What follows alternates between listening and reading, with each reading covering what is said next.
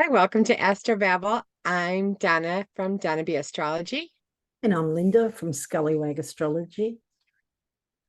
and today we are going to be talking about the horoscopes and the major aspects that are going to be happening with the sign of Libra for the Yes. year ahead in 2024.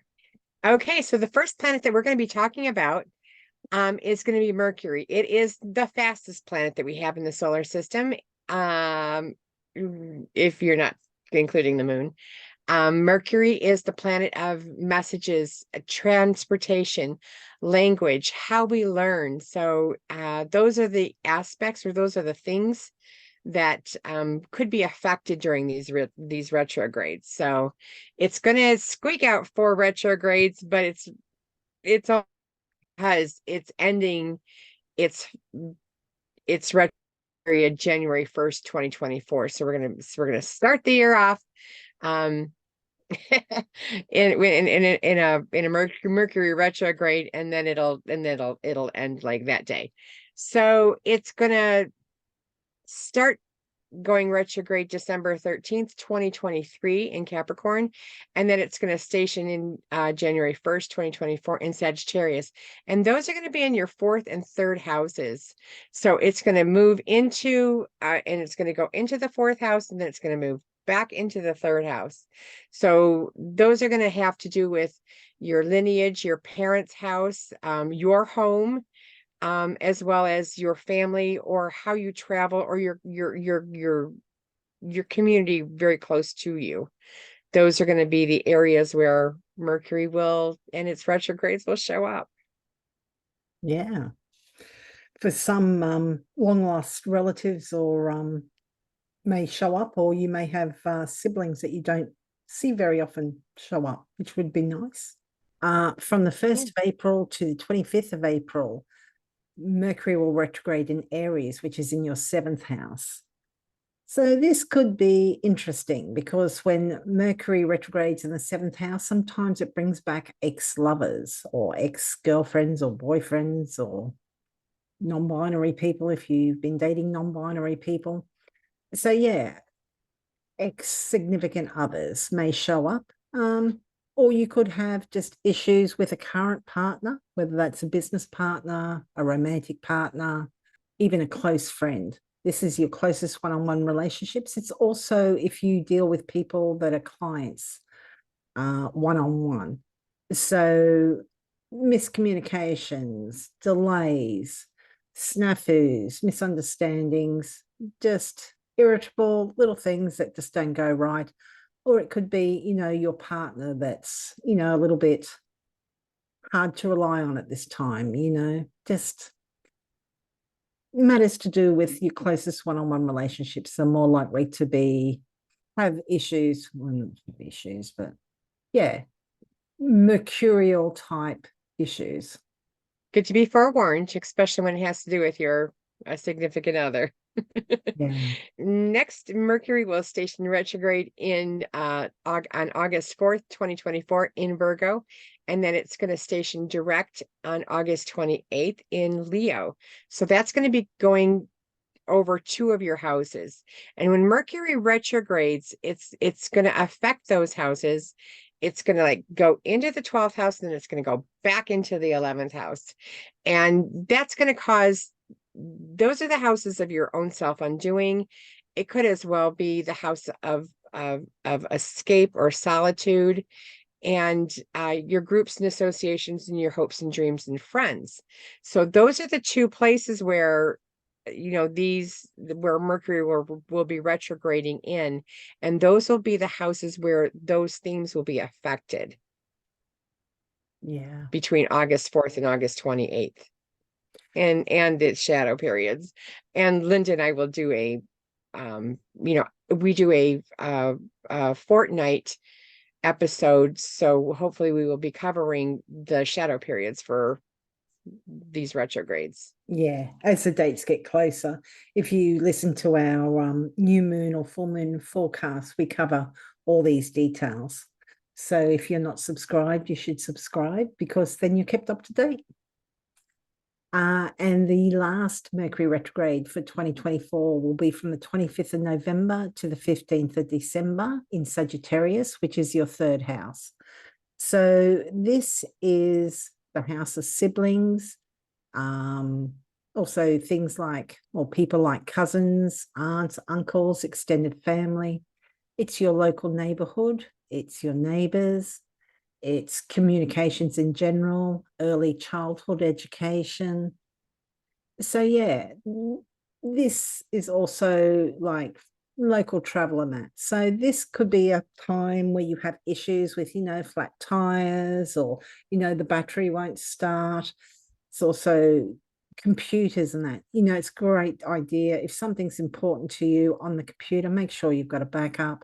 You're sending an important email and you send to everyone on the list rather than, just one person, or you forget to attach something to, you're applying for a job or something and you forget to attach your resume or something. This is also to do with siblings. So maybe you hear from a sibling, or maybe there's miscommunications or misunderstandings with a sibling or close relative or a neighbor. And yeah, and it can also bring delays sometimes. Maybe there was something going on in the neighborhood and it's put off because it's rained out or something. Maybe there was some neighborhood event that was going to happen, and yeah, there's just, you thought it was happening on the 4th and it's really happening on the 5th, or yeah, like I said, maybe it's rained out or something happens.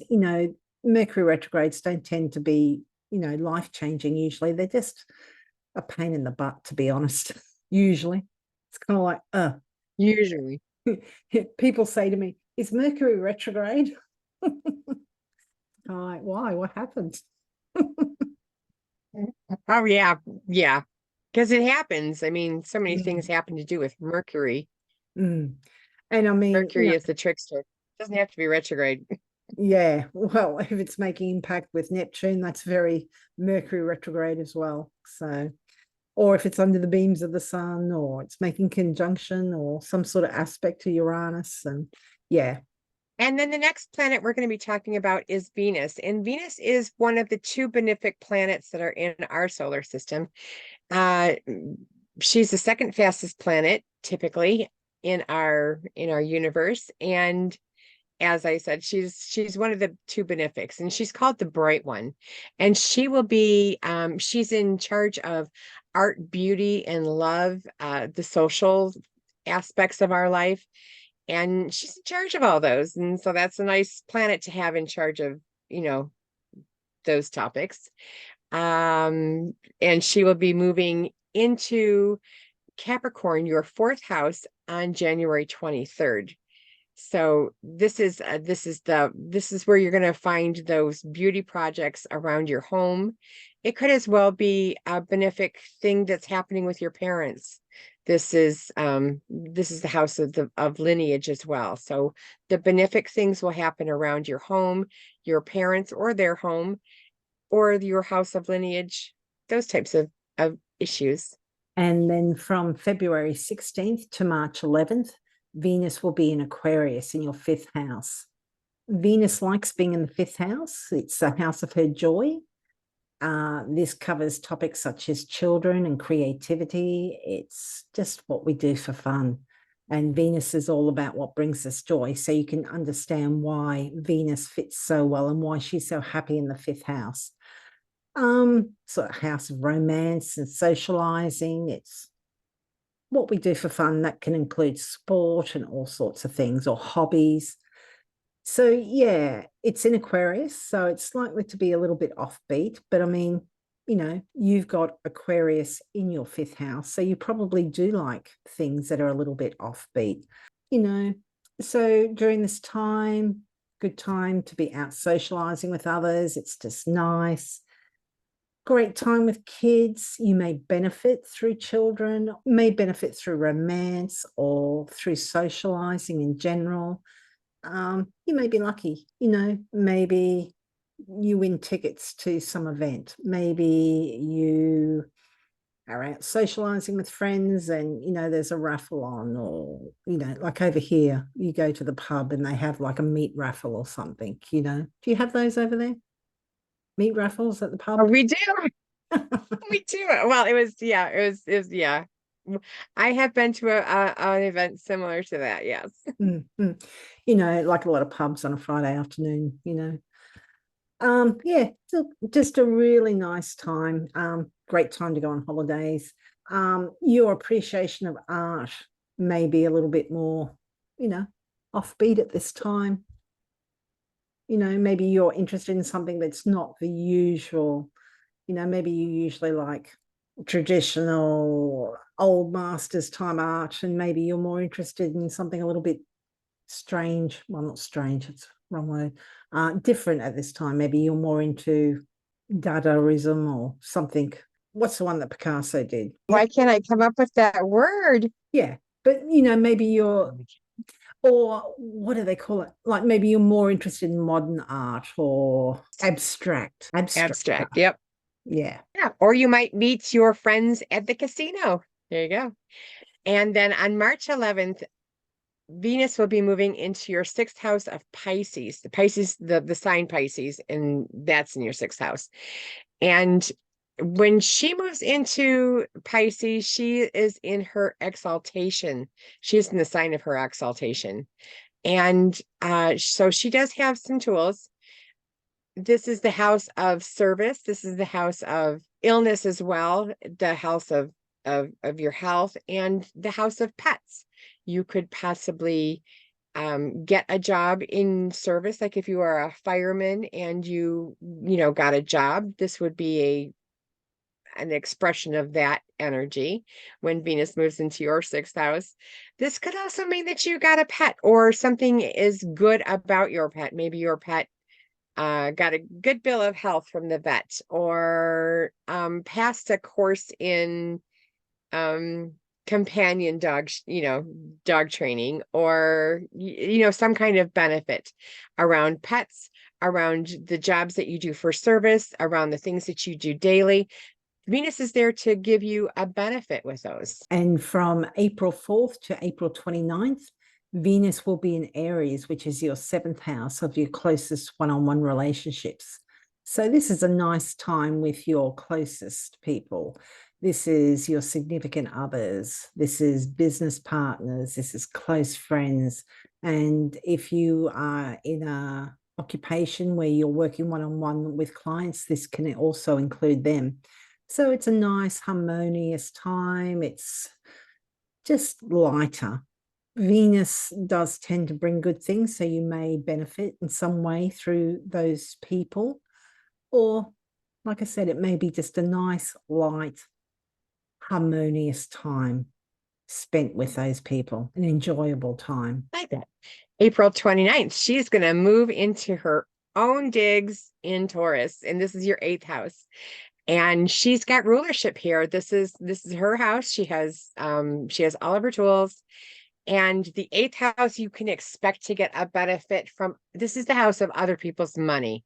So this could be the house of your house's money. They might have gotten a raise or a benefit through inheritances or taxes. It's other people's money. So we want to go on those things. A lottery winner, maybe, possibly. It's or inheritances, things, money coming from other people. Maybe the bank loan, you got that bank loan that came through that you've been waiting for. This would be an expression of Venus into that eighth house. Yes. And from May 23rd to June 17th, Venus is going to be in Gemini in your ninth house. The ninth house is foreigners and foreign places. It's religion and beliefs and other cultures. It's what's not overly familiar to us. It's philosophy. It's also higher education, and it's subjects like astrology and tarot and other esoteric subjects. It's also publishing and the law. So you may benefit through one of those subjects, or one of those people. For those looking for romance, maybe you fall for somebody who's from a different culture or different religion or different country. Yeah, or you may meet somebody through higher education or the law or publishing. The ninth house is also the internet, so internet dating could work for some at this time. But yeah, you should benefit in some way, not necessarily a major way, but it may be just your associations at those places and with those people and regarding those topics are just more harmonious and nice and light and airy. Very nice to look forward to. And on June 17th, she's going to be moving into the sign of Cancer, and that's your 10th house, and that's the house that is most visible. She's known as the bright one. So this is the Cancer is the house typically known as your career house or what you're known for. So, at the top of the chart, this is where everybody is seeing, what's happening, and she's there to lend some benefic beauty or brilliance to that house of your career or what you're known for. Very nice. From July 11th to August 4th, Venus will be in Leo in your 11th house. So the 11th house is groups, friends, and organizations. It's also people that can assist you, particularly in your career. So you may benefit through these people. It might be just a really nice time spent with these people. It's nice, harmonious. It's just agreeable. Yeah, you could, have a mentor at this time, somebody that is able to assist you with career in some way, or you could meet somebody romantically through groups or friends. Also, the house of our hopes and dreams. So just a nice place to have Venus. It's one of the nicer houses. Venus is one of the benefics. So should be a very nice time to look forward to. So August 4th, she's going to be moving into the house of, or the sign of Virgo, and that's your 12th house. This is the house of what could undo you. This is also the house of going away to exile. This could manifest or show up in your life as you're taking some time to review a book you might be writing or a painting that you might be repainting.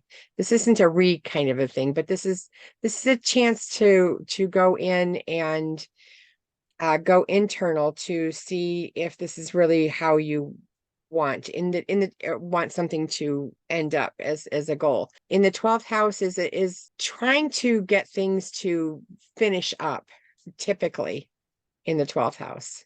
And so you might end up finishing a painting, which would be really nice, going away and spending time. This could also be hidden enemies, hidden anything, in the 12th house. So things might be coming to light. Venus might be thwarting somebody's effort who's trying to undo you. That would be handy. That would be handy. From August 29th to September 22nd, Venus will be in Libra, where she rules. She rules Libra, so she's very strong here. And it's in your first house. So it's all about you. It's about your appearance and your health and vitality. So just a really nice time. Usually, well, Libra ascendants tend to be good looking. Don't tell the other ascendant signs I said that. But, with Venus here, you may be extra dazzling. Really nice time to be buying clothes, doing anything with your appearance. Yeah, just very nice. You're likely to come across more charming and just more agreeable, just more harmonious than usual. Your health hopefully should be really good too, because Venus is a benefic. Generally Very speaking, nice. If you're in ill health, it's not going to suddenly have you in full health, but maybe there's an easing of some of those issues at that time. And September 22nd, Venus is going to move into the sign of Scorpio, and that's going to be in your second house. This is the house of finances and the house of what you value. So you're going to end up probably getting a money increase in some way, or what you value, it will be coming to you. With Venus as a benefic planet, even though this isn't the sign that she feels comfortable in, this is a sign of her detriment. You're still going to get a benefic aspect with this when Venus moves into your second house. This house of finances and a benefic. So you should be able to look forward to that. From October 17th to November 11th, Venus will be in Sagittarius, which is your third house. The third house is siblings and other close relatives like aunts, uncles, cousins, etc. It's your local neighborhood. It's your neighbors. It's your day-to-day life. It's, just what you do. It's what's familiar to you. What's familiar to you. So Venus in the third can be just a really nice time. You're kind of feeling the love. It's just nice interactions with, whether that's a neighbor or the guy you see down at the local paper shop or at the local, what do you call it? Gas station. We would call it a petrol station. Yeah, it's just nice, your relationship or, interactions with neighbors should be more harmonious at this time.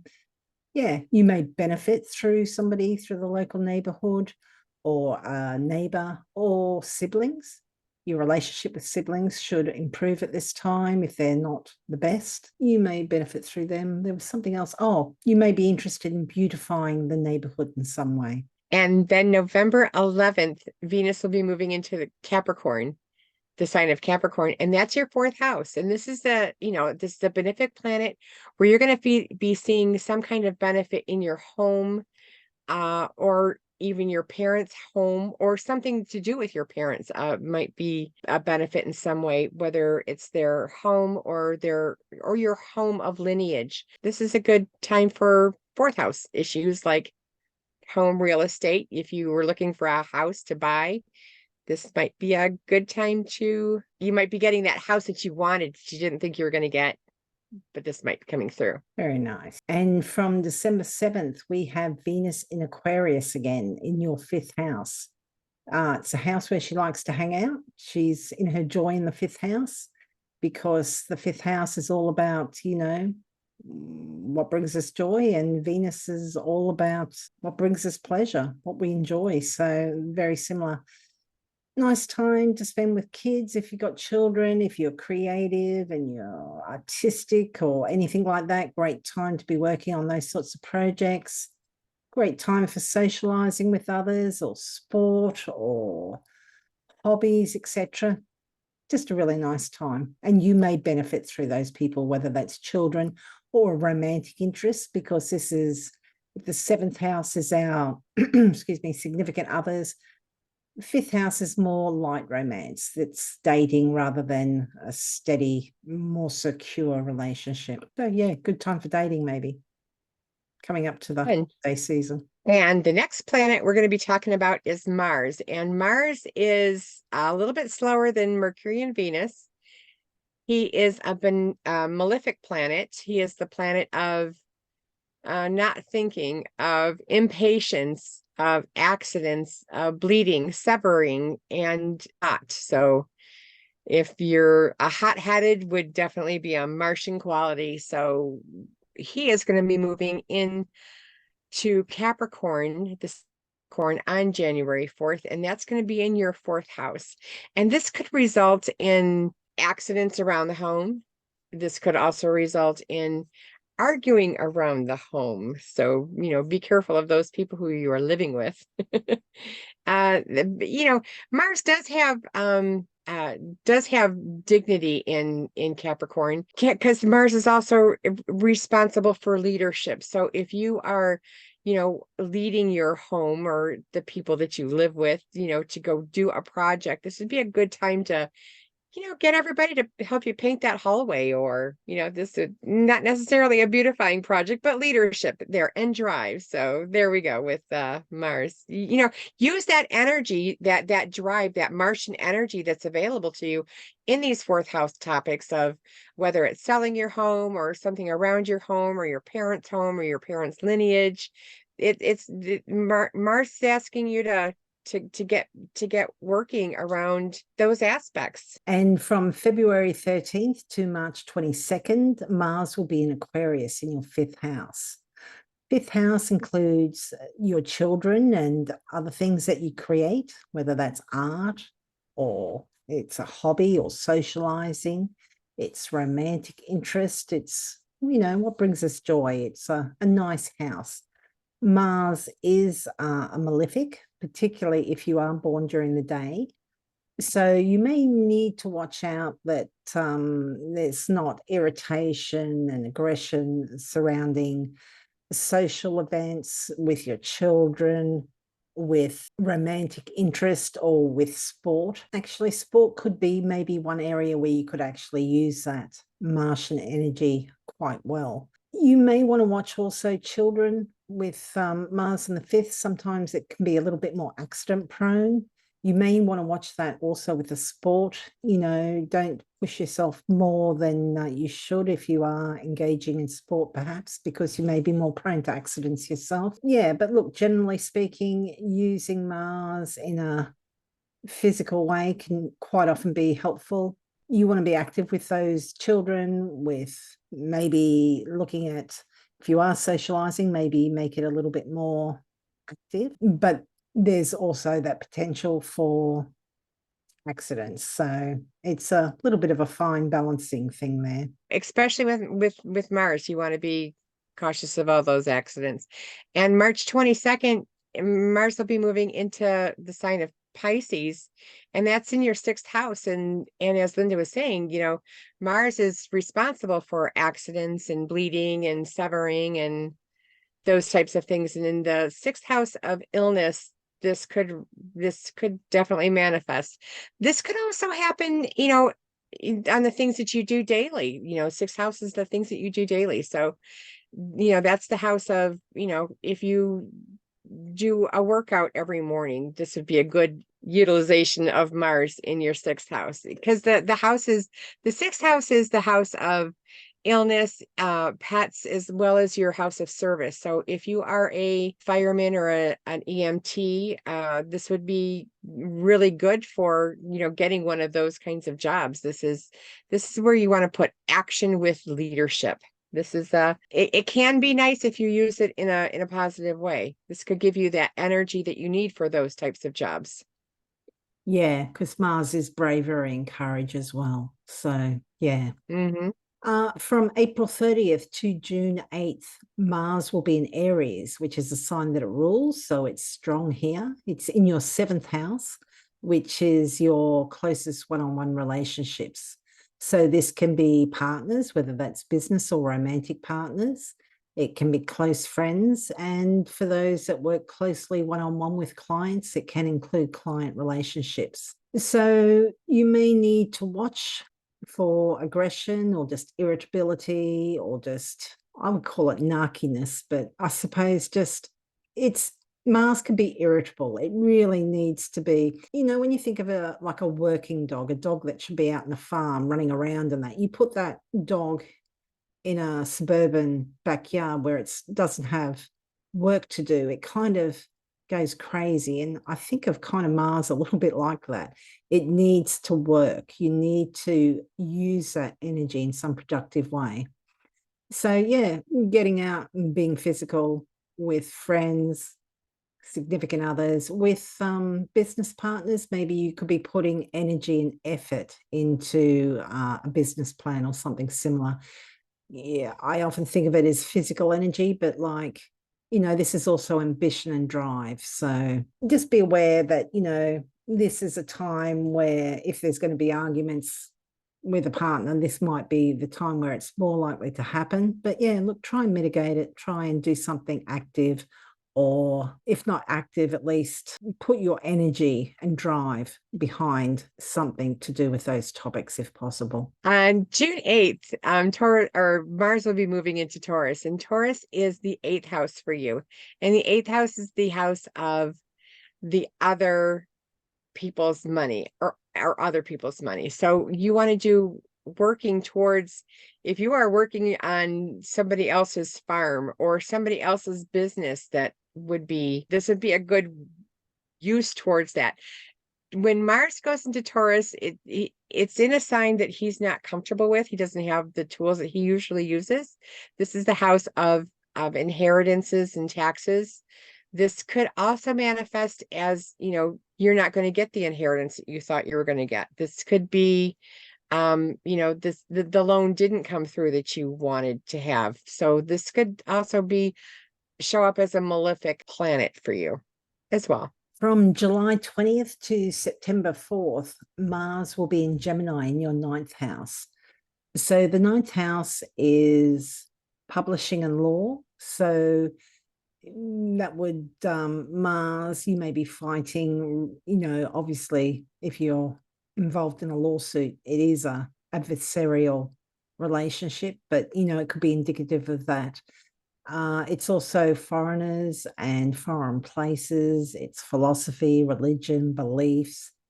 It is higher education and esoteric subjects like astrology and tarot, etc. So there may be fights and disagreements regarding those topics. Maybe you are arguing, philosophy or, about beliefs and that with others at this time. Maybe you are putting a lot of energy into this. Maybe if you are studying, you may be putting more energy into doing that. Yeah, because, Mars, you can try and use it physically. Great time, I suppose, to go visit another country, perhaps. I'm not so sure about that. You might come a cropper. Not good to be. It would be good to maybe go somewhere if it's a physical holiday. I'm thinking like go hiking somewhere, but you may also be more prone to argue with the locals, which might land you in some trouble. So maybe not so good. You could have issues like if you're traveling, Mars wants to rush. Maybe you're rushing and in your haste, get to the airport and find out you've forgotten your passport, or more of a retrograde thing. But yeah, it's a malefic. If you're going to have issues with these people, this is the time when you're going to have those issues. Try and channel it into drive and ambition or physical energy if possible. And then September 4th, Mars will be moving into the sign of Cancer, and that's the house of that's your 10th house. This is the house of your career, and this could give you a benefit. Although it is a malefic planet, this could give you a benefit. This could help you in leadership roles as far as your working career goes. This could help you spearhead a project that you are trying to get accomplished. This would give you good energy for that. This would also give you, this could also, we all have free will, so this could also give you the energy to like argue and nitpick with your coworkers. This could also give you the energy to quit your job as well, or get fired. This is a malefic planet. We can't forget that, but it does have good qualities, and this could be seen as leadership or bravery in your house of what you're known for. So that's where Mars is going to be, and this is the house that's going to be retrograding back into when it does its retrograde period. So this is definitely a house to watch for the kinds of energies it's giving you, so you'll kind of know what it's going to do for the retrograde. Good point. Yeah. From November 3rd, it will go into Leo, which is your 11th house of groups, friends, organizations. It's also those that can assist you, particularly with career matters and that. So you need to watch how you are with groups, friends, and organizations, and those that can assist you. You may be more aggressive than you realize, or you may find yourself on the receiving end of aggression or irritability from those people. As Donna said, it is going to retrograde. It will start its retrograde in the 11th house and then move back into the 10th. It's also the house of your hopes and dreams. With these people, particularly friends, particularly if you are finding that you're getting irritable with each other, maybe try and get out and do something physical. or, you know, with groups, maybe you want to, maybe it's a little bit aimless, maybe it needs a little bit of direction, or, you know, maybe you need to step up and take some leadership, you know, kind of say, well, okay, let's focus on this, you know, though try not to be too bossy with it. You know, like, how about if we were to focus on this? Mars is going to station retrograde at 6 degrees Leo, 10 minutes on December 6th. And then it's going to station direct at 17 degrees Cancer on February 23rd in 2025. Mars will retrograde through the 10th and the 11th houses. So it's going to go into the 10th house. It's going to go all the way to it's going to go part way to the 11th house, and it's going to go back into the 10th house. That's how retrogrades work, is it goes through once and then it goes back. The 10th and the 11th house are the houses where your career is, your hopes and dreams. When it goes through a retrograde period, it acts a little wonkier than it normally does. So it doesn't have the ability to do that, those leaderships, the bravery, those other good qualities that Mars has. So try to understand and give yourself a little bit of grace when it comes to your 10th and 11th house matters while Mars is retrograding. This can be a little bit a lot of drive in those houses you might see. Yeah, Mars just wants to move forward, and when it's retrograde, it's kind of being held back, and that can make it very irritable and edgy. And so, you know, just understand that matters to do with 10th, which is career and public reputation, and 11th, groups, friends, organizations, hopes and dreams, may be delayed. You're going to come up against things that setbacks. You're going to have to hold, or we would say, cool your heels or hold your horses, sort of thing. You've got to kind of just, sometimes you just can't keep buttering your head against a wall. You kind of got to take a break. It's going to be frustrating, but everybody's going to be going through it. They're going to have different parts of their chart that's involved. But yeah, it's frustrating. Yeah, and we're going to be feeling that Mercury, or the Mars shadow period, from October 5th to May 2nd of 2025. So that's when the shadow period is going to start, and you're going to start hearing what Mars is going to do while it's retrograding. Yeah. And the next planet we are going to be talking about is the greater benefic, otherwise known as Jupiter. And Jupiter its big transits are going to be, yes, it's going to be changing a sign, but before it does, it's going to be it's going to be conjunct Uranus. And when Jupiter and Uranus conjunct, it's that energy of, you know, big and expansive, as well as shocking and awe, because Jupiter is in charge of, or its themes that it likes to bring to the table are expansion and generosity, as well as the bigger picture. That's kind of what Jupiter is all about. And so when it conjoins Uranus at 21 degrees Taurus, 49 minutes on April 20th, that's going to be like 12 days after the eclipse, which is kind of it's amping up the energy anyway. And that's just going to be I think that's just going to blow it out of the water when this Uranus Jupiter conjunction happens. It's going to be, I think it's going to have a much more major impact than any other time any other planets kind of hit other planets.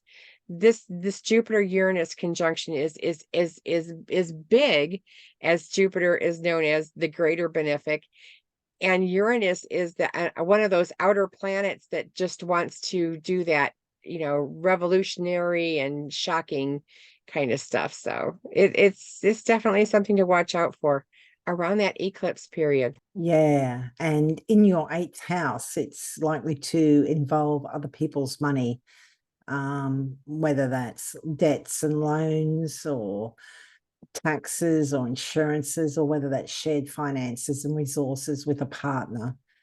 Very interesting. Jupiter, as Donna said, it's a benefic, and Uranus is sudden and shocking. So might be big changes regarding other people's money or shared finances and resources for you. Hopefully nice for a lot of our Libra ascendants. Yes. And then Jupiter's going to be moving into Gemini, and that's going to be moving into Gemini in May, at May 25th, 2024. And that's going to be into your ninth house. And that's going to be moving into the house of where it has the most comfort. It likes to be in the ninth house. It's naturally in the ninth house. It's the house of generosity, higher education, publishing, law. You're going to get a benefic in those areas of your life. Yeah, it's unfortunate that Jupiter will be in Gemini, though, where it's a sign that it's in detriment, because Gemini is ruled by Mercury, so it's very different. But look, Jupiter's benefic, maybe you'll benefit through foreigners or foreign places, philosophy, religion, beliefs, other cultures, higher education, publishing, or the law. Mm-hmm. And then Jupiter is going to retrograde at 21 degrees Gemini, 20 minutes on October 9th. And then it's going to station direct at 11 degrees Gemini, 11 minutes Gemini, 16 minutes on February 4th, 2025. So it's going to be retrograde for 4 or 5 months. And it's going to stay retrograde in your ninth house. The ninth house, as Linda said earlier, is your house of law, publishing, esoteric subjects, higher education, astrology as well. So you might see some back and forth or reassessing those areas of your life. Yeah, Jupiter often kind of comes in and gives us assistance or luck. So while it's retrograde, you may feel like that luck's kind of dried up a little bit, but everybody will be going through it at the same time. It won't be in the ninth house for everybody, though, only the Libra ascendants. You may have big plans regarding ninth house topics, and suddenly it's like, oh, it's going to be harder than I thought, or this person that could help me is not available now, or you may be not as enthusiastic or optimistic about those projects for a while, but the retrograde period should give you a time to go back and reevaluate and maybe come up with a better plan anyway. And then we are on to the other malefic planet that we have in our universe. And Saturn is in charge of restriction and time, not now, and going for the long run instead of the short sprint. Saturn does the long run. Saturn is in charge of no restriction and making sure that you're accountable in the rules. It offers stability as well. But Saturn's big moves that it will be doing it's going to remain in Pisces. It hasn't been in Pisces is not its own rulership. It's been in its own rulership for 5 years, for the last 5 years. In Pisces, it doesn't have the same kind of rulership that it has had. And it's going to be in your sixth house, and it's going to stay there for the entire year of 2024. And the sixth house is going to be the house of illness, as well as what you do every day. So you very well might have some restrictions in your illness. Saturn is giving you not now stuff in as far as your sixth house. So that would be maybe you can't get a pet. You need to change into an apartment where you can have a pet. It could give you just restrictions around those types of things. Like if you wanted to do or start an exercise thing, it might try to thwart you from starting those things. Anything that you're trying to do daily, it might also give you some restriction around your health as well. Yeah, I was thinking maybe some chronic conditions might crop up during this time for some people, because Saturn would be chronic conditions quite often, I imagine. Yeah. Saturn will retrograde at 19 Pisces from the 29th of June. It will station direct at 12 Pisces on the 15th of November.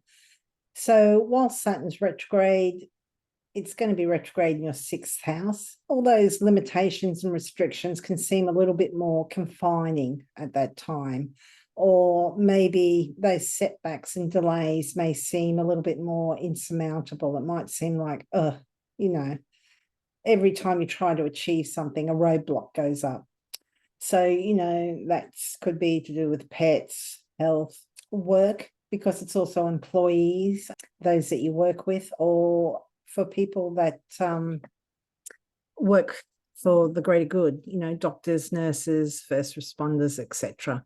Yeah, look, if you're hoping to go into a profession that has to do with helping others, because it's people that are of service to others, there may be delays. Maybe you were hoping to be accepted into a course or to go into the academy at a certain date, and you find out that no, they're full, or you need to wait till the next enrollment.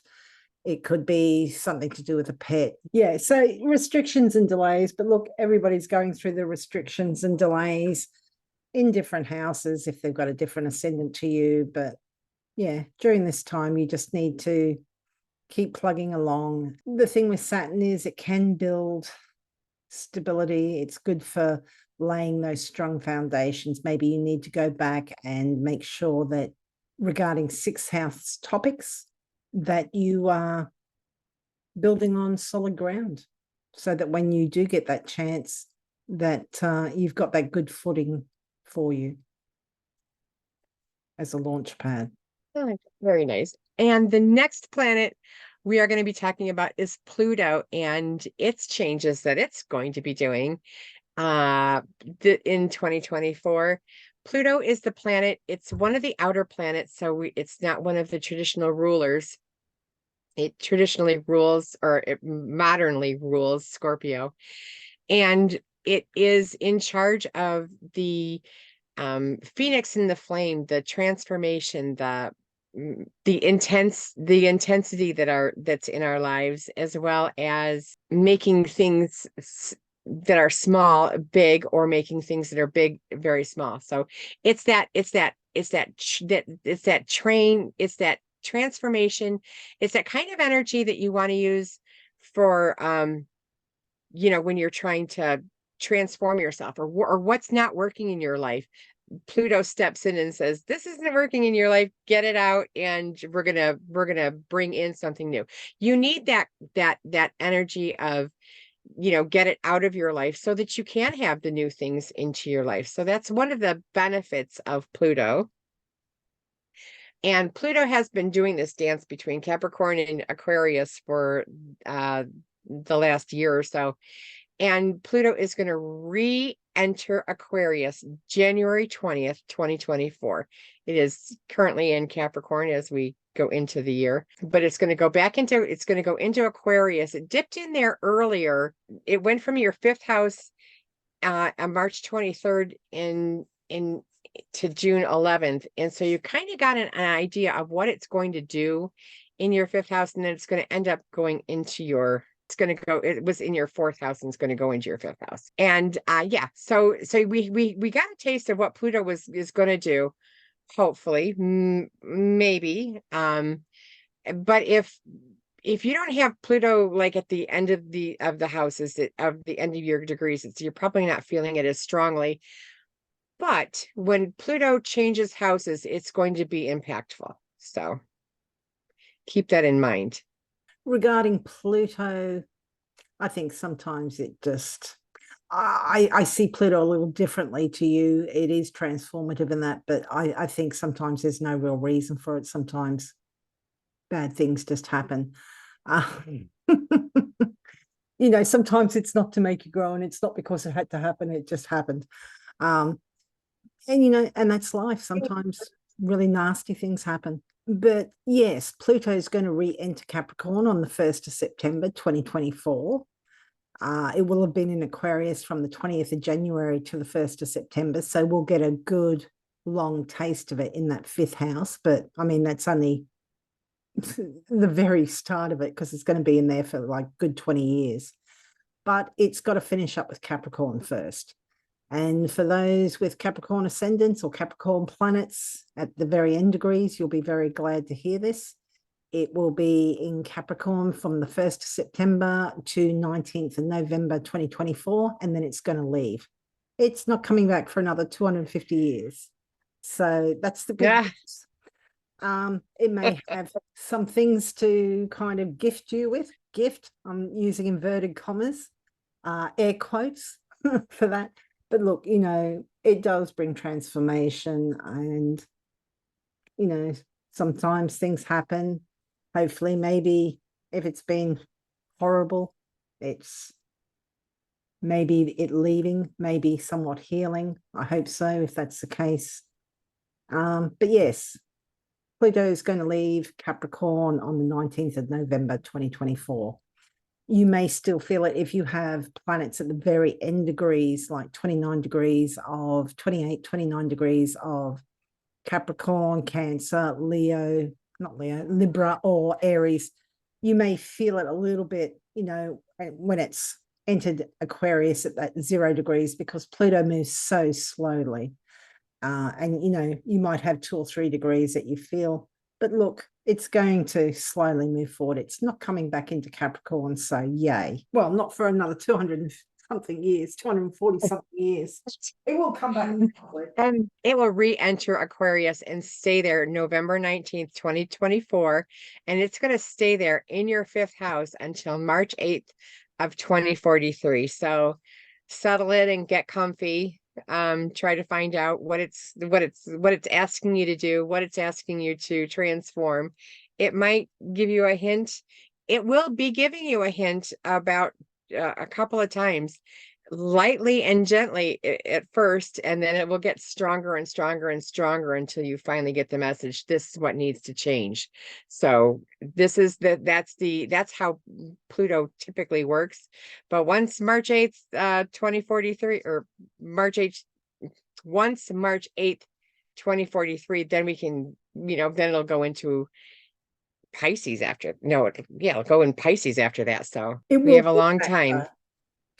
It will go into Pisces on 8th of March 2043, but then it will dip back into Aquarius one more time before fully entering Pisces from the 19th of January 2044. Because it moves so slowly, it's that dance between the signs. Doesn't look like it's going to, because with Capricorn Aquarius, it's been 3 or 4 times. I think 3 times it's kind of ducked in and out. 1, 2, 3, I think 3 times, but yeah, it looks like only twice with Aquarius Pisces. So that's a long way off, though. It's a good 20 years. we have 21 years for it to be in Aquarius, so that's where Pluto is heading for, is into Aquarius for these next 21 years. So that's where the transformation will be starting. And that's for Libra ascendants. That's your 5th house. So that's topics such like your children, your creativity, socializing, all the things you do for fun, sport, hobbies, romance. So all those topics may be undergoing some sort of transformation. Pluto is associated with Hades, the underworld. But if you don't have any planets in Aquarius, you may not really feel this. And potentially, if you have planets in the other fixed signs, so Taurus, Scorpio, or Leo, yes, when Pluto comes along and squares them or opposes them, you may feel it then. But, well, even the sextiles and trines can, he's going to get us. Even the sextiles and trines No can be escaping. felt. No, there's no escaping Pluto. Oh God, that sounds so dramatic and so defeatist. It's just some people can have Pluto contacts, and yes, it's transformative and maybe even, what's the word, helpful. But I do think Pluto transits can be quite upsetting and traumatic too. And I just don't feel like just saying, oh, it's transformative is, I don't know. I'm just. You have a lot of weight to it when you say it's transformative, because that could mean really anything.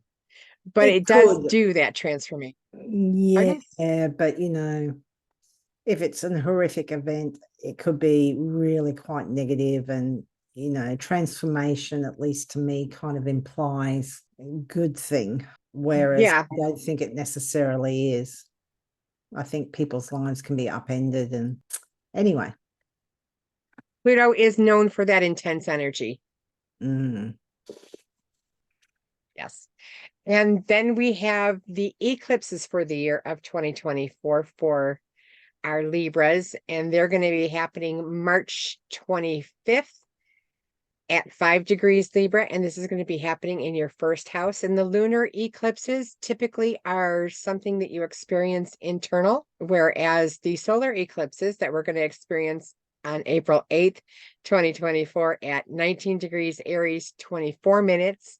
This is going to be happening in your seventh house. So that's going to be on the axis of your first and seventh house if you are a Libra rising. So I'm drawing from experience, when you have these eclipses that are happening on your first and seventh house, they can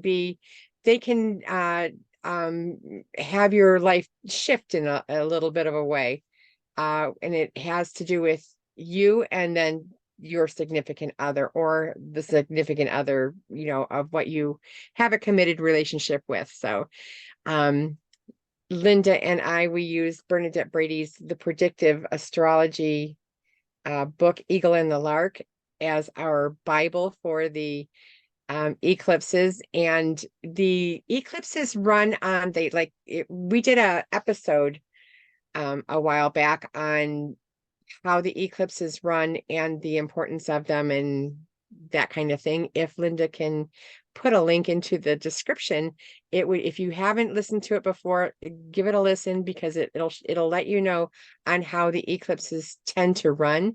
But they have cycles which have a flavor to them that will run each time the eclipse happens on that cycle. It has the same flavor that it originally started with. So do you happen to have that information available? Yep, let's have a look. And the cycles, you will have an eclipse at a similar place about every 18 years. It does move about 10 degrees backwards. So it does move through the signs, but there is often a linking between eclipses of the same cycles. So if you have an eclipse happening or you have planets at 19 degrees Aries, Libra, Cancer, Capricorn, you might feel that solar eclipse of 8th of April stronger than others. And you may find that it has some linking in some way to events in 2006, 1988, 1970, or 1952. This Saros series for the 8th of April eclipse is 8 North. And Bernadette says, inventiveness and flashes of genius are the hallmark of this Saros series. The individual will have intuitive leaps, insights, good ideas, visions, or vivid dreams. This newfound inspiration will pull the person away from his or her social life or relationship, thereby causing strain in the private life. This is a time when the person needs to be free, if only for a few weeks, which is really interesting because that Jupiter-Uranus conjunction earlier, well, not earlier, just after about. Happens just 12 days later. Yeah, on the 20th of April. And that will be in Taurus, which will be the 8th house. Yeah, so that will be interesting. Uranus is all about freedom and, sudden shocking things, and Jupiter's big. So very interesting time. It might involve, for Libra ascendants, closest one-on-one relationships and shared finances and resources or other people's money. So interesting. And that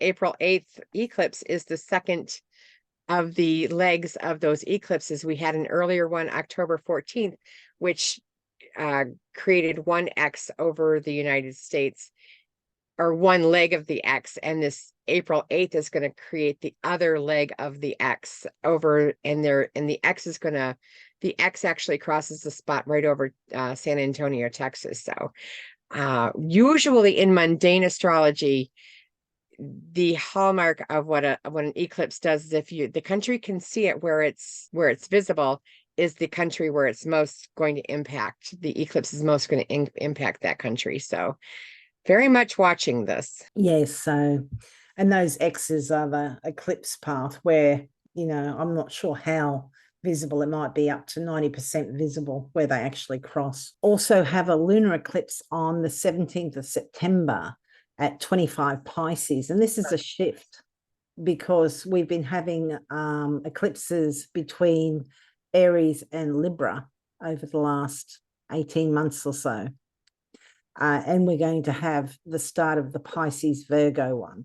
This is going to be happening in your 6th house. So this is the house to do with illness, with pets, with service to others, and those that work for us.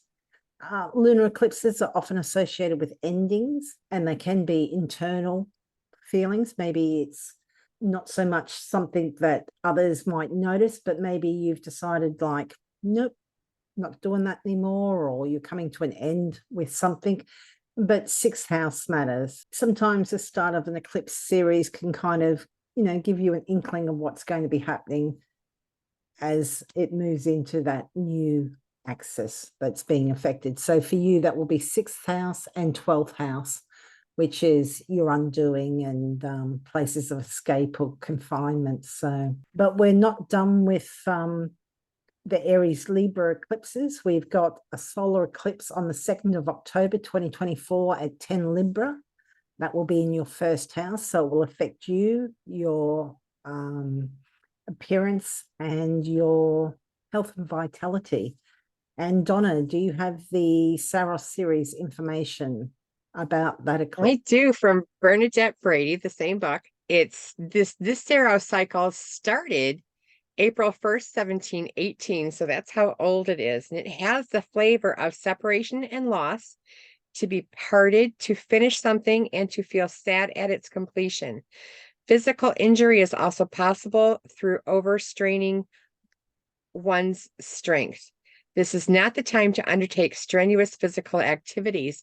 And this would have the flavor of what was happening around for the eclipses 1952, 1970, 1988, and 2006. So those are that's the energy of this particular Saros cycle. I think particularly for Libra ascendants, because as Donna was reading that out, she was saying that, you need to watch for, what's the injury from overexertion? Injury, yes. Over your own strenuous activity. Yeah, and because it is happening in your 1st house, which includes your health and vitality, particularly for Libra ascendants, and there will be other people as well, but you do need to watch that. It's probably more particular for you. You need to watch probably a good month either side. I would be wary of doing anything reckless. Yes, I agree. Because, and it's more likely if you have a planet or chart point around about 10 Libra or 10 Aries, Cancer, or Capricorn. But, eclipses in general tend to be kind of sudden stops and starts. This is no more, this new thing's coming to your life. So yeah, you don't want to do something that kind of puts you out of commission for, whatever amount of time it is. You may miss opportunities or something. So something to be aware of around about the beginning of October, late September to say mid-October. I wouldn't be taking any silly chances. Good advice. And that eclipse is the last of the Libra eclipses, but we still have one last eclipse in Aries in March 2025. And that is all of the major planetary movements that are going to be happening for the Libras in 2024. And thank you for watching. And Linda, what have you been doing, and where can people get a hold of you? I'm at Scullywag Astrology. That's astrology.scullywag.com. And I offer year ahead readings, relationship readings, and natal readings. And Donna, where can people find you, and what services are you offering? You can get a hold of me at donnabastrology.com. You can also email me at donnabarconsulting@gmail.com. And I do natal readings, year ahead, electional horary, and I also work with stones for stone healing. So if you have experienced trauma, stress, or want to improve your health in a way that an energetic improvement, then contact me for chakra balancing. I can do it distance. And if you've enjoyed this, we would appreciate a like or a share. If you aren't already subscribed and you've enjoyed it, I'd really recommend that you do subscribe, because every 2 weeks we do either a new moon or a full moon forecast. We look ahead, we see what's happening with that full or new moon. We also do the horoscopes for each of the signs. And then we look ahead at the aspects for the next 2 weeks. And for people interested in crystals, Donna does a crystal for every full and new moon as well. There's plenty to draw from. Yes. And yeah, we really appreciate your likes and your comments. And if you're listening on podcast, we'd really appreciate it if you rated us, like gave us a 5 stars. We'd really appreciate, a review or something like that. That would be great. Yeah, so I hope 2024 is good for you. I know that some of those things sounded a little bit challenging. It's not necessarily like, oh, this is going to happen. A lot of these things, it depends if you've got planets in those signs, and everything comes back to your personal natal chart. If you're worried about it, you can always contact me or Donna. We can look at it for you and, yeah, book a reading. Anyway, thank you for listening and take care. Happy 2020. Happy New Year.